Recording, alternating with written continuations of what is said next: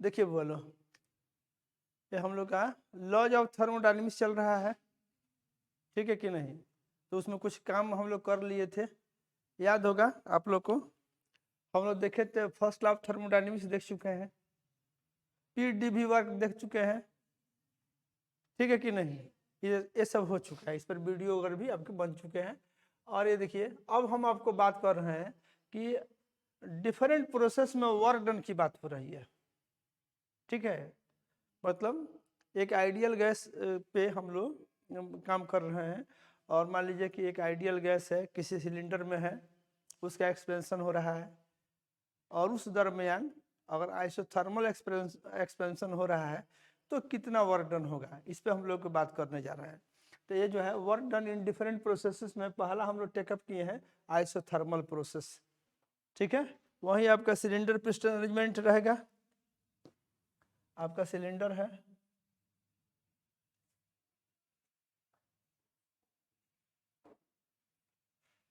तो हम लोग काम किए हैं।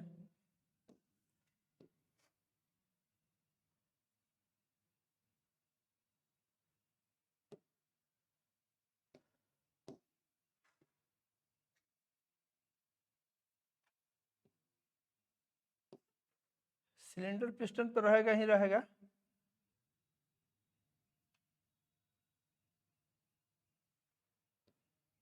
सिलेंडर पिस्टन रहेगा हमेशा।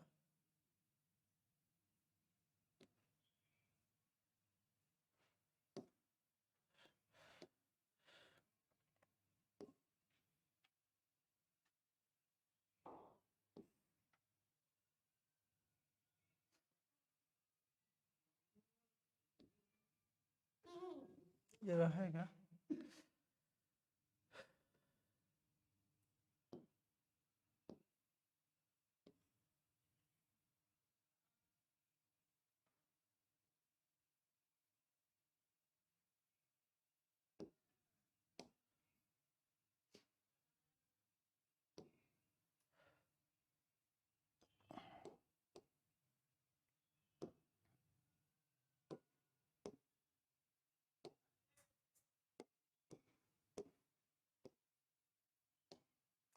बेहतर समझ में आने के लिए बना रहा है।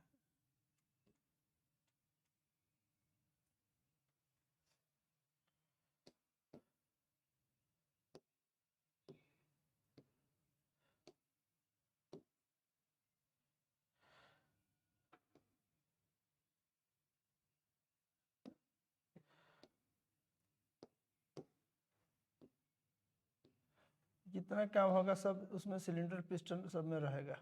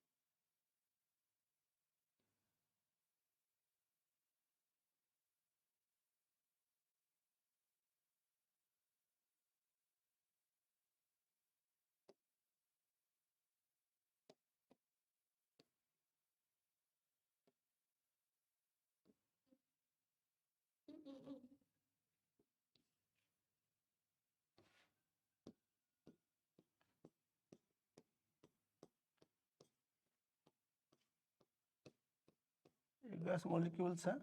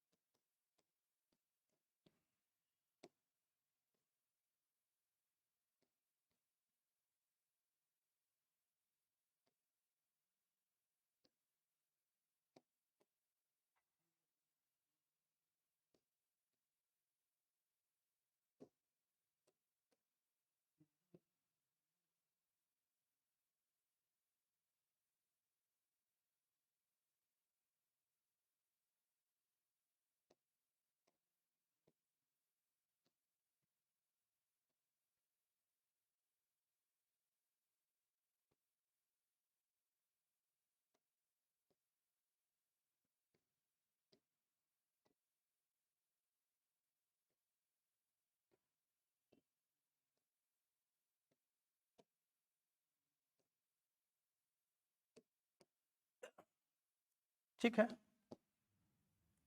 आप लोग यहाँ देख लो, ये तुम्हारा सिलेंडर पिस्टन अरेंजमेंट है। ठीक है, और इसमें जो है एक गैस है, इसका प्रेशर जो है P है, जो भी है इसमें गैस जो है इसका प्रेशर P है।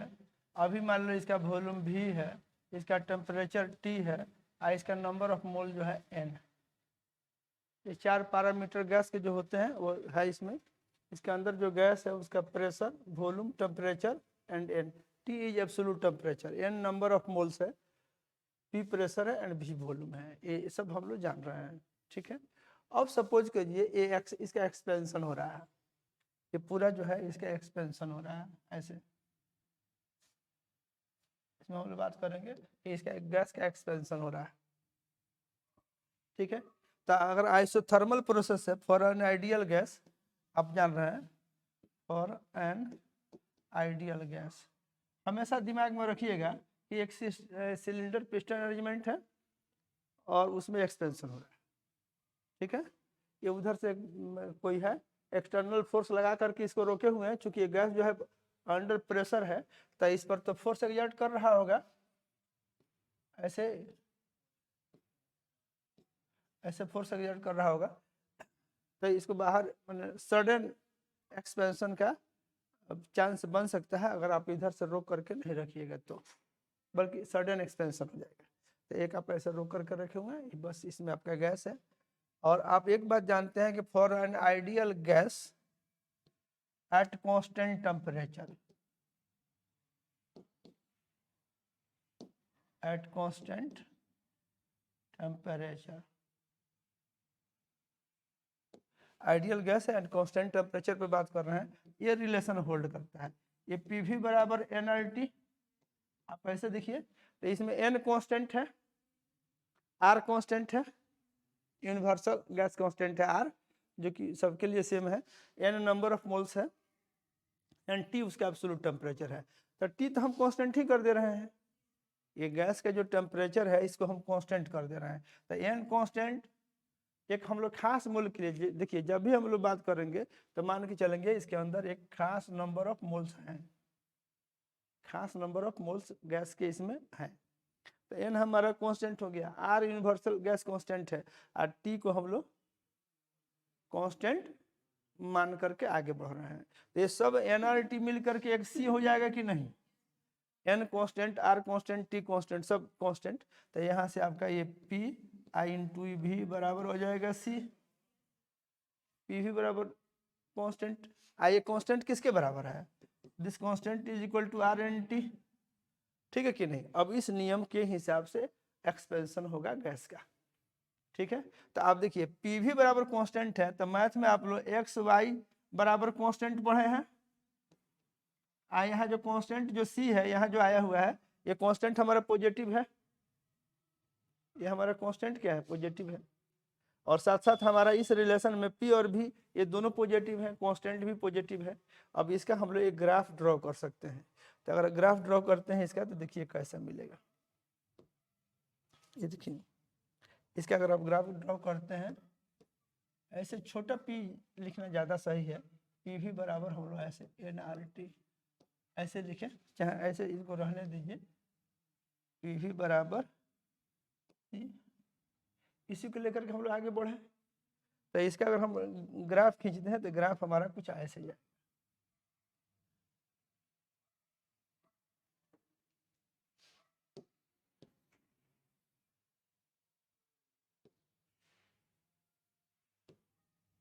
ये ग्राफ आपका ऐसे जाएगा,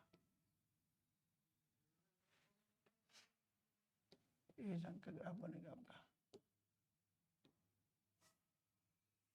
ये ग्राफ बनाइएगा ना, एक बात का ख्याल रखिएगा, इसको बोलते हैं कि ये रेक्टेंगुलर हाइपरबोला है। एक्स वाई बराबर कांस्टेंट जो होता है मैथ में, एक्स वाई बराबर कांस्टेंट, इसका जो ग्राफ होता है, ये जो ग्राफ का जो नाम देते हैं ऐसे जो शेप मिलता है वो हमारा रेक्टेंगुलर हाइपरबोला होगा। ठीक है, इसके हिसाब से अब मान लीजिए कि यहाँ से हम शुरुआत कर रहे हैं, इस बिंदु से हमारा शुरुआती बिंदु है, इसके कॉरस्पॉन्डिंग एक प्रेशर होगा, इसके कॉरस्पॉन्डिंग एक हमारा ये वॉल्यूम होगा, इस साइड में वॉल्यूम को प्लॉट किए हैं।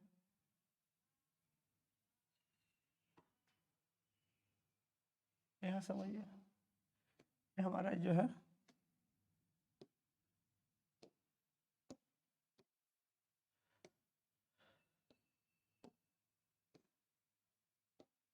इसके कॉरस्पॉन्डिंग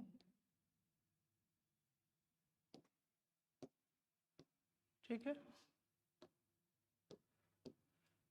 ये हम मान लीजिए हम आए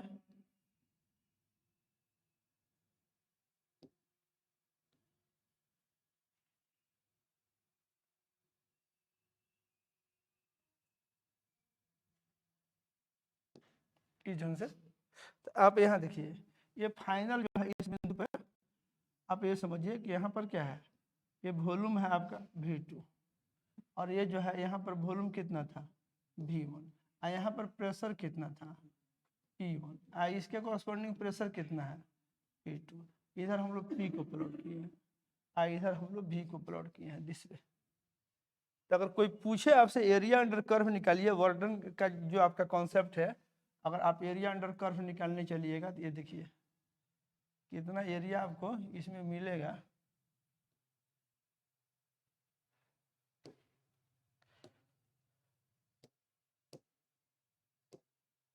आपका ये एरिया जो दिख रहा है ये इतना वर्डन होगा।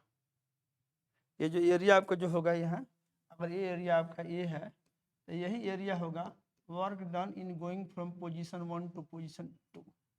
ये पोजीशन 1 है, यहाँ पे this is position 1 and this is position 2 और इस पर हम लोग ऐसे तीर मार देते हैं ये इंडिकेट करने के लिए कि हमारा प्रोसेस 1 से 2 की तरफ गया है दिस वे।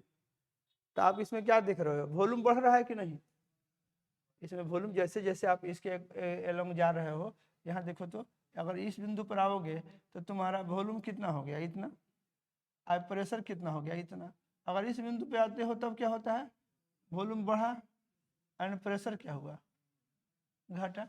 तो इसमें और PV बराबर कांस्टेंट है, तो ये तय है कि ये PV बराबर कांस्टेंट में आपको ऐसे भी बोला जाता है P बराबर AC/V। इसी को तो बोलते हैं कि P जो होता है इनवर्सली प्रोपोर्शनल टू V होता है। P जो है इनवर्सली प्रोपोर्शनल टू V है, ये 1/V ऐसे लिखते हैं ये वाला। तो इनवर्सली प्रोपोर्शनल टू V या P अगर 1/V लीजिएगा तो बोलिएगा P 1/V के प्रोपोर्शनल है, 1/V के प्रोपोर्शनल एंड V के इनवर्सली प्रोपोर्शनल है। ये सब बात हम लोग जान रहे हैं। ओके, अब अगर आप वर्डन निकालिएगा PdV वर्डन तो आपको याद होगा ये dW बराबर कितना होता है आपका PdV होता है ना। अगर आपको टोटल वर्क डन निकालना है 1 से 2 तक, ऐसे 1 से 2 तक वर्क डन निकालना है तो dW को इंटीग्रेट करना पड़ेगा। मतलब आपको इंटीग्रेट करना होगा PdV को, इसमें V जाएगा V1 से लेकर के V2 तक, वेरिएबल है V, इधर से V एक्सिस है तो V1 से V2 तक जाएगा। अब इसमें आप क्या करिए, यहाँ जो P दिया गया है तो यहाँ से देखिए तो P बराबर आप इस रिलेशन से क्या कर सकते हैं, इसी को हम 1 लेकर के चलें या PV बराबर कांस्टेंट। और एक बात याद होना चाहिए कि ये C जो है nRT के बराबर है, याद है ना, कांस्टेंट C जो है nRT के बराबर है, T जिसमें कांस्टेंट है, number of moles of gas भी कांस्टेंट है। तो अगर यहाँ से आप बात करते हैं तो आप सीधे लिख लीजिए P के यहाँ पे क्या लिख सकते हैं आप C/V लिख सकते हैं। इसको इंटीग्रेट करिएगा V1 से लेकर के V2 तक। अब आपका अगला स्टेप में क्या होगा,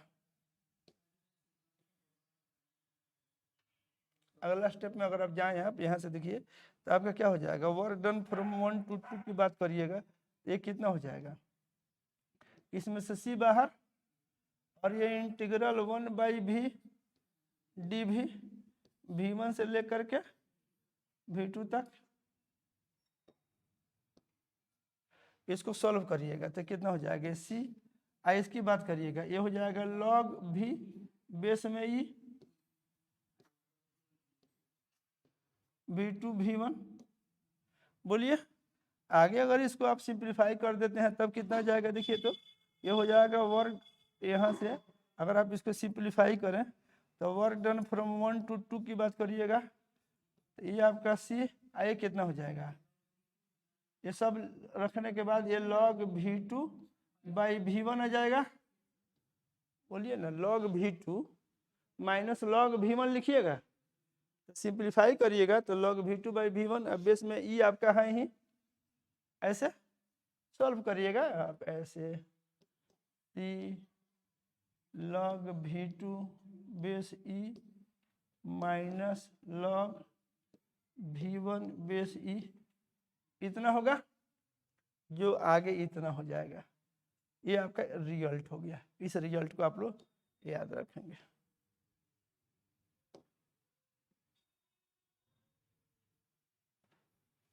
हाँ,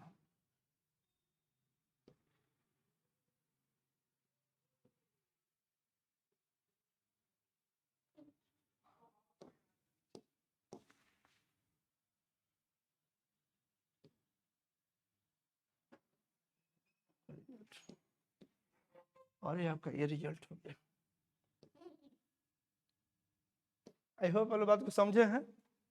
यहाँ देखिए आपका जो रिजल्ट है, इसको थोड़ा सा अब आगे देख लीजिए। आपका वर्क डन फ्रॉम 1 to 2 कितना गया, ये आ गया सी log V2 बाई V1, अब बेस में रहेगा ई, ये ना है, ये आपको याद रखना है। अच्छा, अब सी का मान रखिएगा, तो सी देखिए, अगर पी बराबर कांस्टेंट है, पी बराबर सी है, तो जिस समय P1 था स्टार्टिंग हुआ तो P1 V1 से, स्टार्टिंग पॉइंट का थर्मोडायनेमिक कोऑर्डिनेट्स की बात करिएगा तो उसमें से एक है P1 तो दूसरा है V1, तो P1 V1 भी आपको C के बराबर है। अगर आप P2 V2 की भी बात करें, सेकेंड पोजीशन पे जब पहुंचे हैं आप, देखिए ना, जब आप यहाँ पे हैं तब P1 V1 है, और जब यहाँ पे गए तो क्या हो गया, प्रेशर P2 और वॉल्यूम V2 हो गया, ठीक है कि नहीं, तो वही है। तो आपका जो है P1 V1 भी C के बराबर है, P2 V2 भी C के बराबर है, और ये सब किसके बराबर है, सब nRT के बराबर है। तो इस इक्वेशन को अगर आप सॉल्व करना चाहें तो देखिए, ये वर्क डन फ्रॉम 1 to 2 की बात आप अगर कर रहे हैं तो पहले तो सी की जगह पे आप चाहें तो लिख सकते हैं ऐसे P1 V1 log V2 by V1 base में ई, इसको फर्दर लिखना चाहें तो क्या लिख सकते हैं, सी की जगह पे P2 V2 लिख सकते हैं। और सवाल है कि आपको मालूम क्या है, इतना लिख सकते हैं। आप फर्दर चाहें तो इसको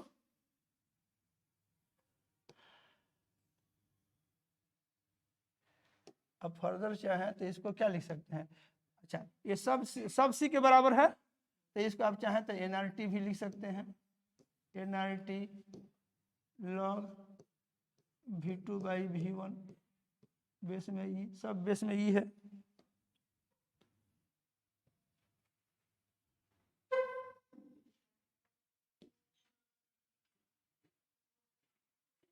एक रिलेशन ऐसे आ जाएगा वर्क डन के लिए, जो आपको सुटेबल लगे। अब सवाल है कि आपको क्वेश्चन में दिया क्या गया, अगर P1 V1 मालूम है तो यहाँ सी की जगह पे P1 V1 ही लिख लीजिए। अगर आपको N एंड T मालूम है तो यहाँ nRT log V2 by V1 कर लीजिए। याद रखिएगा बेस में ई है, बेस में ई है। देखिए, और एक चीज और देखिए, तो अगर आपका ये P1 V1 बराबर P2 V2 है तो यहाँ से क्या आप लिख सकते हैं, ये V2 बाई V1 जो है, इसके जगह पे आप P1 बाई P2 लिख सकते हैं, नहीं लिख सकते हैं। P1 V1 बराबर अगर P2 V2 है तो ये V2 बाई V1 बराबर क्या हो जाएगा, P1 बाई V2। तो ये जितना रिजल्ट आप ऊपर में लिखे हैं सब V2 बाई V1 को रिप्लेस कर सकते हैं P1 बाई P2 से, तब आपका एक नया सेट ऑफ रिजल्ट मिल सकता है वर्क डन के लिए। तो आप यहाँ से लिखिएगा, ये क्या हो जाएगा, इसको रहने दीजिए P1 V1 log बेस में ई भी रहने दीजिए। आप V2 बाई V1 के यहाँ पे आप क्या लिख सकते हैं, P1 बाई P2 लिख सकते हैं। फिर यहाँ पे आप चाहें तो क्या लिख सकते हैं, P2 V2 लिख सकते हैं, और log आप V2 बाई V1 के बदले में क्या लिख सकते हैं, P1 बाई P2 लिख सकते हैं, बेस में ई लिख सकते हैं, आई इतना बराबर, फिर क्या लिख सकते हैं nRT लिख सकते हैं, और लॉग V2 बाई V1 के बदले में क्या लिख सकते हैं P1 बाई P2 लिख सकते हैं बेस में ई। बोलिए, तो ये आपका रिजल्ट 6 रूप हो गया इसका। समझ गया कि नहीं? तो यहाँ तक तो आप समझ गए। अब ये देखिए यूजुअली होता क्या है, ये लॉग पे जो मान दिया गया है ई बेस पे दिया गया है, तो इस पर 10 बेस पे हम लोग को लॉग टेबल या तो हम लोग को मैक्सिमम मान याद है, जैसे log 2 बेस 10 याद है, log 3 बेस 10 याद है। बस समझे कि नहीं? तो अगर आपका ऐसा रिजल्ट हो जाए तो चेंज ऑफ बेस फार्मूला लग जाएगा आपको। यहाँ देखिए जैसे लॉग मान लीजिए x है, आप बेस ई पे है, log x का मान ई बेस पे निकलना है, आप उसको ऐसे लिख सकते हैं। देखिए log x बेस 10 गुणा लिख सकते हैं log 10 बेस ई, एक रिजल्ट है चेंज ऑफ बेस का। log x अगर बेस ई है तो log x ऑन बेस 10 और log 10 बेस ई। ठीक है, इसको आप आगे चाहिएगा तो इसको ऐसे, इसको पहले कर लीजिए। तो log 10 base E multiplied by log x base 10। अब इसको सॉल्व करिएगा तो ये आपका कितना हो जाएगा, ये log x बेस ई है तो इतना बराबर लिख सकते हैं। अब इसका मान होता है 2.303, log 10 का वैल्यू ऑन बेस ई इतना। अब यहाँ पे इतना मल्टीप्लाइड बाई log x अब बेस 10 हो जाएगा। अब ये वैल्यू आप लोग को बहुत याद रहता है, यहाँ पे जो भी वैल्यू है यहाँ x के जगह पे 10 बेस पे निकाल करके इस फैक्टर से गुणा कर दीजिएगा तो आपका log x का मान ई बेस पे निकल जाएगा। अब इसमें कुछ वैल्यूज हैं जो आप लोग को शायद याद हो। यहाँ जैसे देखिए ये log 2 का मान 10 बेस पे, ये याद रहता है प्रायः स्टूडेंट्स को। बोलिए कितना होता है log 2 ऑन बेस 10, 0.3010, याद रखिएगा। ठीक है, उसके बाद एक है बड़ा फेमस log 3 ऑन बेस 10, 0.4771। ठीक है, याद रहता है, एक ये याद कर लीजिए। अब देखिए अगर log 4 का मान आपको आ जाता है 10 बेस पे, ये दो ठो याद रखिए। अगर ये 10 बेस पे आ जाता है तो आप क्या करिएगा, 2 का स्क्वायर कर दीजिएगा तो ये कितना हो जाएगा 2 log 2 बेस 10 हो जाएगा। अगर log 5 आपको निकालना है, ऐसे log 5 बेस 10 निकालना है तो आप ऐसे कर सकते हैं log 10/2 बेस 10 कर सकते हैं, log m/n वाला फार्मूला। इसको सॉल्व करिएगा, ये हो जाएगा log 10 on base 10 minus log 2 on base 10, यहाँ से निकाल सकते हैं। समझ गए कि नहीं? तो ये आपका ऐसे हो जाएगा। अगर log 6 का मान निकालना है ऑन बेस 10, तो log 6 का मान निकालना है तो आप क्या लिख सकते हैं, ये हो जाएगा log 3 मल्टीप्लाइड बाई 2 बेस 10 लिख सकते हैं। और इसको सॉल्व करिएगा तो हो जाएगा log 3 base 10 plus log 2 base 10। ये मान आप लोग को मालूम है, ऐसे सॉल्व कर लीजिएगा। ठीक है कि नहीं? एक 7 और याद रखना पड़ेगा। 8 का लिखना है तो उसी तरह से 2 का पावर 3 कर दीजिएगा, 9 का लिखना है तो 3 का पावर 3 कर दीजिएगा, ठीक, 3 का पावर 2 कर दीजिएगा। ठीक है कि नहीं? तो आपका ऐसे हो जाएगा। समझ गए कि नहीं? यहाँ देखिए log 7 याद है क्या, log 7 का 10 बेस पे आप लोग यहाँ लिख लेना, याद कर लीजिएगा ठीक से, पता नहीं क्या है, क्या है वो, ठीक से याद है, निकाल के देखिए क्या होता है log 7 का। एक याद करिए तो log 7 का बेस 10 पे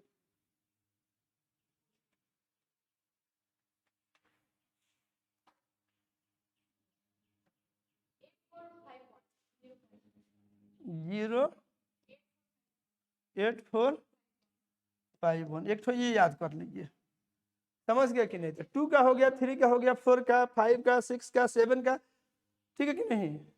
ये इतना log 7 का निकाल लिए। log 8 का निकालना आसान है, अगर log 8 का निकालना है, यहाँ देखो तो log 8 ऑन बेस 10 निकालना है, देखिए कितना हो जाएगा, ये 3 log 2 बेस 10 करके आ जाएगा। log 9 का निकालना हो मान लीजिए बेस 10 पे, तो कितना हो जाएगा, ये 2 log 3 बेस 10। अब इतना में आपका मैक्सिमम काम हो जाएगा।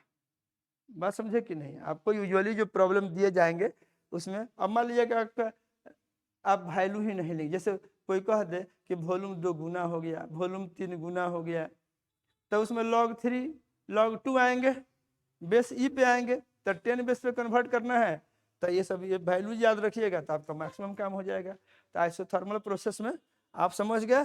एंड एक आपका रफ डायग्राम अगर आप याद रखते हैं तो जब आपको ज़रूरत होता है ऐसे ये बना लीजिएगा, एक ऐसे एंड ऐसे, और ये आपका ऐसे बन जाएगा, ये डायग्राम ऐसे बन जाएगा, ये ऐसे।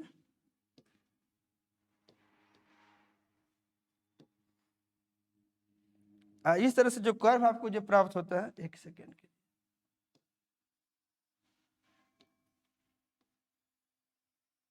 इस तरह का जो आपको कर्व मिल गया, ये इसको हम लोग बोलेंगे कि दिस इज आइसोथर्म। क्या बोलेंगे? It is isotherm. ठीक है, इस कर्व के हर एक बिंदु पर अगर बात करिएगा, जैसे एक बिंदु यहाँ है ना, आइए दूसरा बिंदु है ऐसे, तो इस कर्व के डिफरेंट पॉइंट पे बात करिएगा। यहाँ देखिए ये प्रेशर बदल गया, इधर जो है ऐसे है, इधर P है और इधर आपका जो है ये V है। तो देखिए इस बिंदु की बात करिएगा तो इस बिंदु पे आपका प्रेशर P1 है, यहाँ पर इसके कोरस्पॉन्डिंग वॉल्यूम आपका ये V1। लेकिन यहाँ पर अगर टेम्परेचर पूछिएगा तो एक टेम्परेचर T है। कैसे? तो सो देखिए n तो आपका फिक्स्ड है, वैसे भी आप आइसोथर्मल प्रोसेस मान रहे हैं तो उसमें T तो फिक्स्ड ही है। तो आप यहाँ पर टेम्परेचर मान लीजिए T है, यहाँ पे अगर आप आ जाते हैं, यहाँ देखिए तो यहाँ पर वॉल्यूम आपका बदल गया और उसके कोरस्पॉन्डिंग प्रेशर भी बदल गया, लेकिन यहाँ भी टेम्परेचर क्या है? T है। नंबर ऑफ मोल भी फिक्स्ड है। एक खास मोल के लिए हम लोग बात ही कर रहे हैं। सिलेंडर में जो हम रखे थे गैस, उसमें हमारा n बुझिए कि फिक्स था, for a given number of moles ही हम लोग बात किए थे, तो n फिक्स है। आप P और V, P भी बदल रहा है, V भी बदल रहा है, लेकिन आपका T कांस्टेंट माना गया, तो n कांस्टेंट है, T कांस्टेंट है, R यूनिवर्सल कांस्टेंट ही है। तो आप यहाँ अगर बात करते हैं तब तो आपका PV बराबर कांस्टेंट आया था। इस पूरे कर्व के किसी भी बिंदु पर बात करिए, यहाँ यहाँ यहाँ एंड ये देखिए यहाँ आप यहाँ आइए, ये यहाँ आ गए, आप यहाँ आ गए, यहाँ पर क्या है? एक खास चीज। एक बात और इंटरेस्टिंग आपको बता रहे हैं कि सिलेंडर में अगर एक खास n लेकर के आप अटेम्प्ट करते हैं, आप ऐसे बुझिए, मान लीजिए आपने जो सिलेंडर में आपका जो सिलेंडर था ऐसे, ये वाला फिगर एक मान लीजिए ऐसे है, रफ डायग्राम ऐसे, तो इसमें इसके अंदर प्रेशर P है, मान लीजिए वॉल्यूम V है, टेम्परेचर T है, और इसमें n जो है एक खास n लेके बात कर रहे हैं। n इसमें कांस्टेंट है, n ना घट रहा है ना बढ़ रहा है, n कांस्टेंट है। आपने T को भी कांस्टेंट कर दिया, या आप ऐसे समझिए, अगर n आपका कांस्टेंट है, आइए PV डायग्राम है, यहाँ देखिए ये PV डायग्राम है, एक खास मूल्य के लिए आप बात कर रहे हैं, इधर P है एंड इधर V है। और ये देखिए इस डायग्राम में यहाँ पर कोई बिंदु है, सपोज करिए ऐसे यहाँ पर एक बिंदु है, कोई एक बिंदु लेते हैं, यहाँ पे कोई बिंदु लिए, तो इस बिंदु पर क्या होगा? इस बिंदु के लिए हम यहाँ पे आवे तो एक वॉल्यूम हमको मिलेगा कि नहीं मिलेगा, यहाँ पे हमको एक प्रेशर मिलेगा कि नहीं। तो इस बिंदु के लिए, इस पर्टिकुलर बिंदु के लिए हमको P मालूम है, V मालूम है, PV डायग्राम से। ये PV प्लेन में हम लोग बात करें, इधर एक और P है, V है, तो PV प्लेन में अगर यहाँ पर कोई बिंदु लेते हैं तो आप ऐसे समझिए, यहाँ पर अगर एक बिंदु है, कोई बिंदु है, तो इस बिंदु के संगत एक प्रेशर है, एंड ये प्रेशर कितना है? मान लीजिए कि P1 है थोड़ा देर के लिए, और इसके संगत वॉल्यूम कितना है? V1 है, और नंबर ऑफ मोल हम कांस्टेंट लेके चल रहे हैं। सिलेंडर के अंदर जो number of mole of gas है दैट n इज कांस्टेंट, तो n हमको दिया हुआ है, n इज कांस्टेंट। एंड उस बिंदु के लिए इस PV प्लेन में एक खास प्रेशर है एंड एक खास वॉल्यूम है, एंड पहले से ही एक खास लेकर चले हुए हैं, तो उस बिंदु पर एक खास टेम्परेचर होगा। ये समझिए, इक्वेशन ऑफ स्टेट आपको बताए हैं, ये जो रिलेशन होता है PV बराबर nRT जो रिलेशन है, इस ये इक्वेशन ऑफ स्टेट है। तो अगर हमको मान लीजिए P के यहाँ पे आ गया P1, V के यहाँ पे आ गया V1, N हमारा फिक्स्ड है, N है, एक खास मोल के लिए ही हम बात कर रहे हैं, N भी हमारा फिक्स्ड है और यहाँ हमारा R कांस्टेंट है, तो इसके लिए एक खास टेम्परेचर T1 होगा कि नहीं होगा। तो अगर पीवी डायग्राम में एक बिंदु अगर आपको यहाँ पर दिख रहा है तो इस बिंदु का एक खास टेम्परेचर होगा, एक खास नंबर ऑफ मोल्स अगर आप सिलेंडर में लेकर के बात कर रहे हैं तो अगर इसका एक खास प्रेशर है, पीवी डायग्राम में हर एक बिंदु का एक खास पी है एंड एक खास भी है, इस पर बढ़िया से फोकस करिएगा, बहुत इंपॉर्टेंट बात है। तो अगर एक खास पी है एंड एक खास भी है तो एक खास टी भी है, एक पर्टिकुलर टी भी होगा, तो यहाँ एक टी होगा। अगर आपका बिंदु बदल करके यहाँ आ गया, मान लीजिए यहाँ एक बिंदु आ गया, ये दूसरा बिंदु है, तो इस बिंदु पर मान लीजिए कि आपका प्रेशर कुछ और है, यहाँ पर प्रेशर मान लीजिए P2 है और यहाँ पर वॉल्यूम आपका V2 है, लेकिन नंबर ऑफ मोल N है। तो फिर अगर प्रेशर आपका अगर P2 हो गया, वॉल्यूम आपका V2 हो गया, नंबर ऑफ मोल आपका N है एंड R ऐसे है, तो इसके हिसाब से एक T होगा कि नहीं। तो अगर ये बिंदु इसमें आपको जो दिख रहा है, इस बिंदु पर एक खास T होगा and say that T is your T2। तो इस तरह से आपको दिख नहीं रहा है, लेकिन पीवी डायग्राम में कहीं भी एक बिंदु लीजिएगा, कहीं भी एक बिंदु अगर आप ऐसे सेलेक्ट करते हैं, ऐसे एक बिंदु सेलेक्ट करते हैं, तो एट दिस पॉइंट अगर आपका डायग्राम से, तो ये पीवी डायग्राम है तो तय है कि P इतना एंड V इतना, बोलिए माने V इतना, this is your V and this is your P।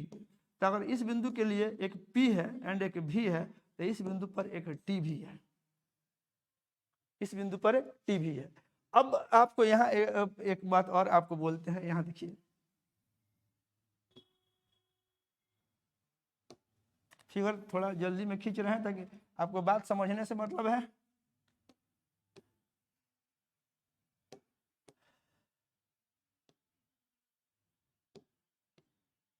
Okay, अभी देखिए एक खास टी वाला एक ही बिंदु नहीं है इस डायग्राम में।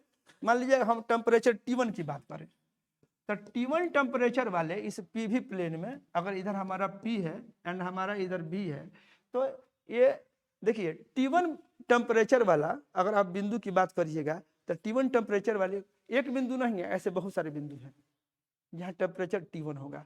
मान लीजिए इस बिंदु पर टेम्परेचर आपका T1 है, फिर इस बिंदु पर टेम्परेचर आपका T1 है, इस बिंदु पर भी टेम्परेचर आपका T1 है, यहाँ भी टेम्परेचर T1 है, यहाँ भी टेम्परेचर T1 है एंड यहाँ भी टेम्परेचर T1 है। ऐसे भी समझिए यहाँ भी टेम्परेचर आपका जो है T1 है।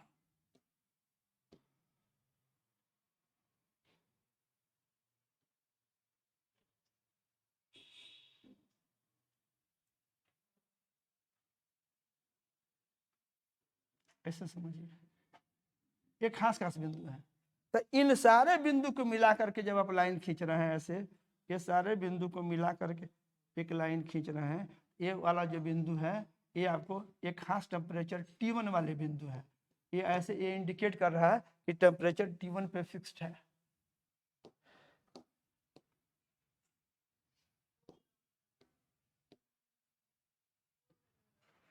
ऐसे बुझिए ये T1 टेम्परेचर वाले बिंदु है। ठीक है, प्लीज जिनको जाने की जरूरी है प्लीज चले जाइए, थोड़ा सा कंटिन्यू करते हैं इसका जिसका ट्यूशन है जाना चाहते जा सकता है, फिर वीडियो देख लीजिएगा आप लोग।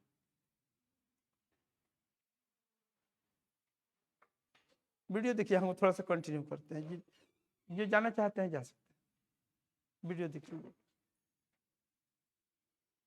और किसी को जाना है तो जा सकता है, वीडियो देख लीजिएगा, कल आइएगा तो वीडियो दिखा देंगे। ठीक है,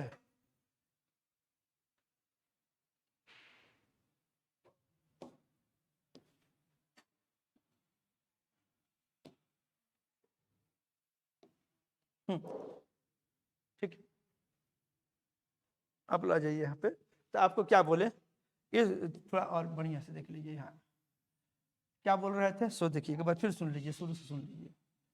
क्या बोले कि ये पीवी डायग्राम अगर हम लोग बात कर रहे हैं, पीवी डायग्राम पे हम लोग अगर फोकस कर रहे हैं, तो बोले क्या कि अगर एक सिलेंडर में खास मोल ऑफ खास नंबर ऑफ मोल्स है, एन हमारा अगर खास है, ऐसे एन हमारा फिक्स्ड है, एन हमारा दिया हुआ है, एन हमको दिया गया है, एन दे दिया गया है। एन मोल ऑफ गैस के लिए अगर हम बात करें, ठीक है कि नहीं, एन मोल ऑफ गैस के लिए बात करें, तो ये पीवी प्लेन में तो आप ये तो समझ रहे हैं कि यहाँ पर अगर आप एक बिंदु कंसीडर करते हैं तो इस बिंदु पे बोले थे पहले कि एक खास प्रेशर होगा, इस बिंदु के लिए क्या होगा, एक खास वॉल्यूम है। फिर रिपीट कर रहे हैं, स्लाइटली रिपीट कर रहा है, एक खास प्रेशर है एंड एक खास वॉल्यूम है। एंड इक्वेशन ऑफ स्टेट से आप जानते हैं कि पीवी बराबर एनआरटी जो है, इसमें यहाँ से ये पी भी अब बाई एन आर कर दीजिएगा तो आपका यहाँ से टी निकल जाएगा। बोलिए, अगर आप पी एंड भी ले लेते हैं बाई एन आर कर देते हैं तो एक टी निकल जाएगा कि नहीं। अब मान लीजिए कि आपका P1 दिया हुआ है, से P1 is your given and V1 is given and N is also given and R is a constant. तो सब कुछ आपका एक खास होगा कि नहीं। जैसे पीवी डायग्राम में आप एक खास P1 एंड खास V1 की बात कर रहे हैं, एट द सेम टाइम आप ये भी बोल रहे हैं कि number of mole of the gas खास है। तो अगर आपका P खास है, मैंने दिया हुआ है, V दिया हुआ है, N दिया हुआ है, तो यहाँ से एक खास T निकलेगा कि नहीं, उस T को हम T1 कहें। तो अगर ये बिंदु है तो यहाँ पर अगर प्रेशर P1 है, इस बिंदु पे प्रेशर अगर हमारा आपका P1 है, वॉल्यूम आपका V1 है, नंबर ऑफ मोल आपका N है, एक खास T भी है, T1 है। बात समझे कि नहीं। और आप जब एक आइसोथर्मल प्रोसेस के लिए बात कर रहे थे, अब हम इस बात पर फोकस करना चाह रहे थे कि यहाँ एक बिंदु है, ठीक है। और देखिए अगर इसी लाइन पे मान लीजिए ये जो लाइन आपको जो दिख रहा है, इसी लाइन पे हम यहाँ एक बिंदु लेते हैं, इस पर ध्यान दीजिए, इस पर एक बिंदु लेते हैं। तो इस बिंदु पे आप आते हैं तो देखिए प्रेशर तो P1 है, इसके कोरस्पॉन्डिंग है ये। तो यहाँ पर मान लीजिए कि प्रेशर तो P1 के बराबर है एंड वॉल्यूम आपका क्या है, ये V2 के बराबर है। मान लीजिए वॉल्यूम बढ़ गया, नंबर ऑफ मोल सेम रहा। आप देखिए तो इस बिंदु पर अब आपका प्रेशर कितना रहा, P1 के बराबर ही रहा। ऐसे हॉरिजॉन्टल लाइन खींचे हैं, V एक्सिस के पैरेलल खींचे हैं, तब ये P1 रहा। अब वॉल्यूम कितना रहा, V2 रहा। नंबर ऑफ मोल कितना रहा, N रहा। ठीक है कि नहीं। तो इस बिंदु पर एक नया एक टेम्परेचर एक आपका T2 मिलेगा, ऐसे एक टेम्परेचर T2 मिलेगा। अब आप देखिए तो आप इस फॉर्मूला में वहां पर देखिए तो प्रेशर तब P1 रह गया, वॉल्यूम V2 हो गया, नंबर ऑफ मोल N हो गया, ये आपका R हो गया, और यहाँ पर का टेम्परेचर T2 है। आप चेक करके इसमें देखिए तो अगर आप ऐसे एक लाइन यहाँ से अगर ऐसे खींचे हुए हैं, ऐसे लाइन खींचे हुए हैं, एक बिंदु यहाँ है और दूसरा बिंदु आपका यहाँ मिला, तो उस बिंदु पर जो टेम्परेचर होगा इस बिंदु के टेम्परेचर से डिफरेंट होगा। आप इसकी तुलना कर लीजिए, देखिए प्रेशर तो P1, दोनों में P1 है, दोनों के लिए NR सेम है, नीचे में सेम है, P भी ऊपर वाला में भी सेम है एंड यहाँ भी सेम है, लेकिन वॉल्यूम यहाँ पर बढ़ा हुआ है। तो इसका मतलब हुआ कि टेम्परेचर बढ़ा जाएगा कि नहीं। जितना P1 उतना P1, NR यहाँ जितना यहाँ, अब V1 बढ़ा हुआ है तो वहाँ पर टेम्परेचर क्या होगा, बढ़ेगा। तो यहाँ पर जितना टेम्परेचर होगा, यहाँ का जो टेम्परेचर जो होगा यहाँ, ये टेम्परेचर T2 होगा। ठीक है कि नहीं। इसी तरह से अगर हम आगे बढ़ते हैं, अगर हम एक बिंदु यहाँ ले लेते हैं तो यहाँ पर का टेम्परेचर कोई T3 हो जाएगा, इसलिए क्योंकि वॉल्यूम यहाँ पर क्या हो गया, फर्दर बढ़ गया। और इसकी बात करें तो वॉल्यूम क्या हो गया, ये वॉल्यूम फर्दर बढ़ा है। तो देखिए तो उस अगर उस बिंदु पर हम जाते हैं तो उस बिंदु पर क्या हो जाएगा, प्रेशर तो सेम है, वॉल्यूम ज्यादा है कि नहीं, और V2 से भी ज्यादा है, वहां पे N और R सेम है, तो वहां पर का टेम्परेचर T3 ज्यादा होगा कि नहीं। अब देखिए आपको बोले हैं कि यहाँ पर टेम्परेचर T है, अब यहाँ से एक आइसोथर्मल कर्व अगर हम खींचते हैं T1 जिसका टेम्परेचर T1 हो, तो T1 टेम्परेचर वाला अभी अभी आप लोग देखे हैं कि जब एक चीज आप लोग पढ़े हैं कि ये PV बराबर कांस्टेंट हो जाता है आइसोथर्मल केस में, बोलिए ना, PV बराबर क्या हो जाता है, कांस्टेंट हो जाता है एक खास टेम्परेचर पे। तो जिस समय टेम्परेचर T1 था तो ये NR T1 के बराबर कांस्टेंट होगा, और उसके हिसाब से एक यहाँ से जाता हुआ आपको एक इस तरह से बुझिए, आपको एक ऐसे कर्व मिल जाएगा। बोलिए,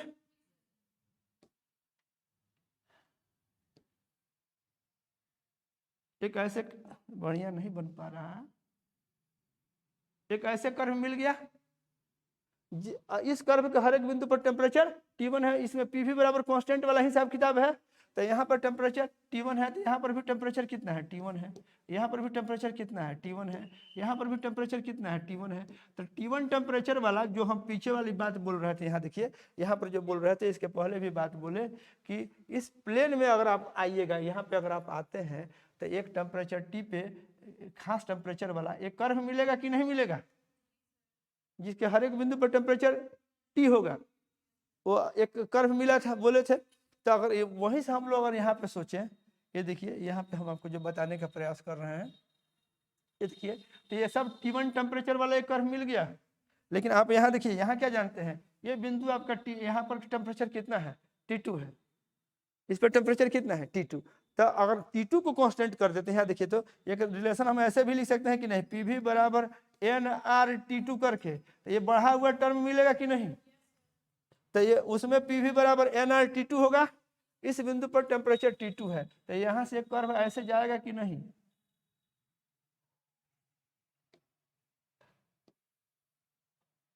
ऐसे कर्व जाएगा जो इस बिंदु से होकर जाएगा। और इस बिंदु के हर एक बिंदु पर टेम्परेचर कितना होगा, T2 होगा, क्योंकि T2 टेम्परेचर से शुरुआत किए हैं। और ये हमारा ऐसे हो रहा है, ये बात आप समझ गए, तो ये आपको बहुत मजा आने वाला है। यहाँ ऐसे हो गया। आप यहाँ से देखिए, अगर इस बिंदु T3 से बात करें तो यहाँ पर टेम्परेचर T3 तो ज्यादा है, तो यहाँ से भी एक कर्व आपको जाएगा कि नहीं, यहाँ से एक कर्व जाएगा ऐसे। और इस कर्व के हर एक बिंदु पर टेम्परेचर कितना है, यहाँ T3 होगा, यहाँ पर कितना होगा, T3 होगा। बोलिए, तो ये इधर की तरफ अच्छा, ये बढ़ा हुआ टेम्परेचर होगा कि नहीं। आपको ये भी तो बोले हैं कि देखिए, P मान लीजिए ऐसे हॉरिजॉन्टल लाइन खींच करके हम सोचे, तो यहाँ P और ये V और नीचे में NR, यहाँ पर क्या है, T है। तो सबके लिए NR सेम है, सबके लिए P सेम है। हॉरिजॉन्टल लाइन मतलब सबके लिए P सेम, सबके लिए NR। तो जिसके लिए V ज्यादा है उसके लिए T ज्यादा है। एक लाइन ऐसे खींचते हैं तो इसके लिए जितना भी है, इसके लिए भी उससे ज्यादा है, इसके लिए भी मान लीजिए यहाँ V3 है, ऐसे है। तो वॉल्यूम बढ़ा है तो टेम्परेचर बढ़ा होगा कि नहीं। इस तरह से PV डायग्राम में आप क्या देखें कि हर एक बिंदु का एक टेम्परेचर है। जो हम बात बोलना चाहते हैं कि PV डायग्राम में कोई बिंदु अगर आप सेलेक्ट करते हैं यहाँ या यहाँ एंड यहाँ, तो यहाँ एक खास टेम्परेचर, हर एक बिंदु पर एक खास टेम्परेचर है। लेकिन उस खास टेम्परेचर वाले एक ही बिंदु नहीं है। जैसे T1 टेम्परेचर अगर एक है तो T1 टेम्परेचर वाले बहुत सारे बिंदु हैं, और वो PV बराबर कांस्टेंट से PV बराबर NRT करके वहां T का मान रख दिया, एंड तब वहां से P एंड V को बदलता हुआ ये डायग्राम है। और इस डायग्राम के हर एक बिंदु पर टेम्परेचर T1 है। उसी तरह से इसके लिए PV बराबर, इसके लिए भी PV बराबर कांस्टेंट है, लेकिन कांस्टेंट बदल गया। PV बराबर कांस्टेंट है। देखिए, अगर PV बराबर आप यहाँ पर लिखते हैं ऐसे, PV बराबर NRT लिखते हैं, ये PV बराबर अगर आप NRT लिखते हैं तो N मान लीजिए फिक्स है, R फिक्स है, तो जहाँ T ज्यादा होगा वहाँ PV के वाला जो कांस्टेंट है, PV बराबर जो C है वो C बढ़ जाएगा। तो इस कर्व के लिए यहाँ जितना T है उससे ज्यादा T यहाँ है, उससे ज्यादा T यहाँ है। यूजुअली लोग, ये एक जी मेन का बड़ा हिट सवाल है जिसमें ऐसे डायग्राम दे देता है, इस तरह से बना देता है।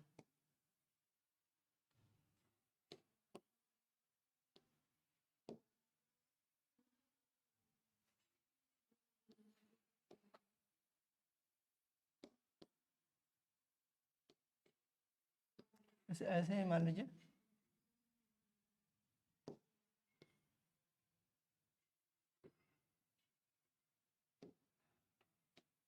ए आपका ऐसे बना दिया, उसके बाद ए ऐसे बना दिया, उसके बाद ए ऐसे बना दिया, एक ऐसे बना दीजिए। मान लीजिए यहाँ लिख दिया ये T1 है, यहाँ T2 है, ये T3 है, ये T4 है, चार तो। अच्छा, इस सब कर्व को आइसोथर्म बोलते हैं। इस कर्व को क्या नाम देते हैं, आइसोथर्म, इसलिए क्योंकि इस कर्व के हर एक बिंदु पर टेम्परेचर आपका कांस्टेंट है। तो यहाँ T1 then T2 then T3 then T4 ऐसे बना देगा। ये PV डायग्राम है। अब उसमें एक ऑब्जेक्टिव आता है, आपको इसमें समझने वाली बात है कि इसमें कौन सबसे ज्यादा होगा, T4 ज्यादा होगा। ये T1 जो है, this T1 is less than T2 and this is less than T3 and this is less than T4। तो T4 हाईएस्ट टेम्परेचर है। समझे कि नहीं। और ये T1 से जाता हुआ आइसोथर्मल T2 से T3 से T4, और इस पे जब चेक करना होगा ऐसे आपको शक हो जाए, एक हॉरिजॉन्टल लाइन खींच दीजिए, बोले है ना आपको जो अभी सिखाए हैं इसके हिसाब से एक हॉरिजॉन्टल लाइन खींच दीजिए। इस हॉरिजॉन्टल लाइन में आप ऐसे PV बराबर nRT लिख लीजिए, PV बराबर nRT लिख लीजिए, लिख लिया, PV बराबर nRT लिख दिए, हो गया PV बराबर nRT। अब इसमें आप देखिए तो हम क्या करें, यहाँ अगर V लिख देते हैं, यहाँ NR लिख लें और नीचे में P कांस्टेंट कर दें, तो यहाँ पर देखिए तो T होगा कि नहीं, तो जिसका V ज्यादा होगा सेम P पे, सेम उसका T ज्यादा होगा। तो आप देखिए तो ये सब कर्व आपको दिख रहा है कि नहीं।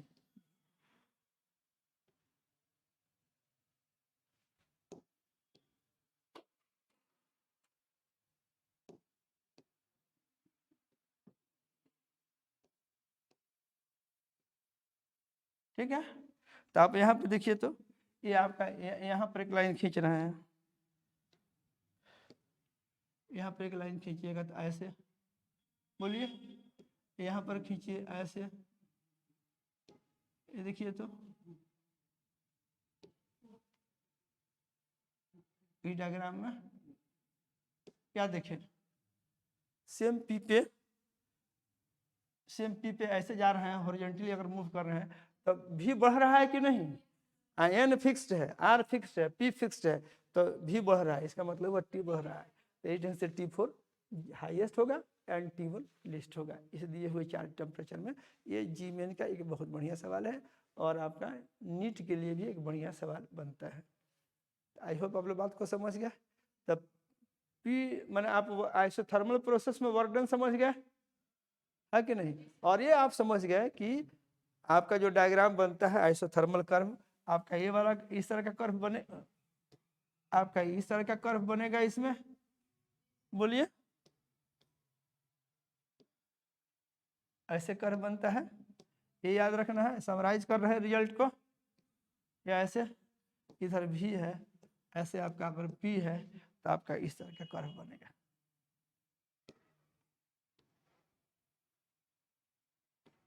इस तरह से होगा, और ये कर्व के लिए एक खास टी, यहाँ टी बराबर कांस्टेंट, और इस तरह से यहाँ इसके हर एक बिंदु पर टी सेम है, और इसको हम लोग इस कर्व को क्या बोलते हैं, आइसोथर्म।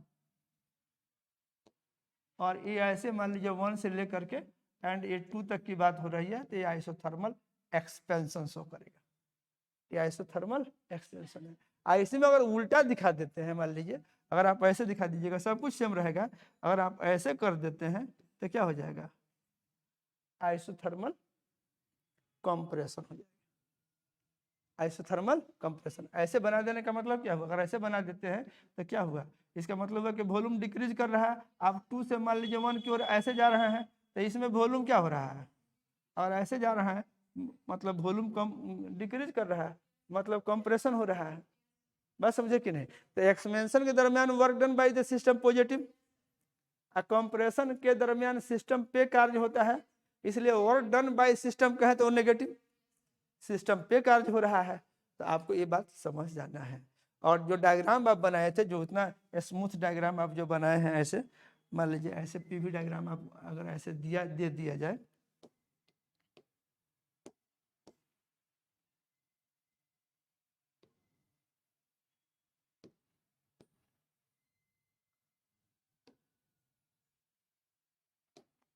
ऐसे मान लीजिए आपको एक डायग्राम ऐसे दे दिया,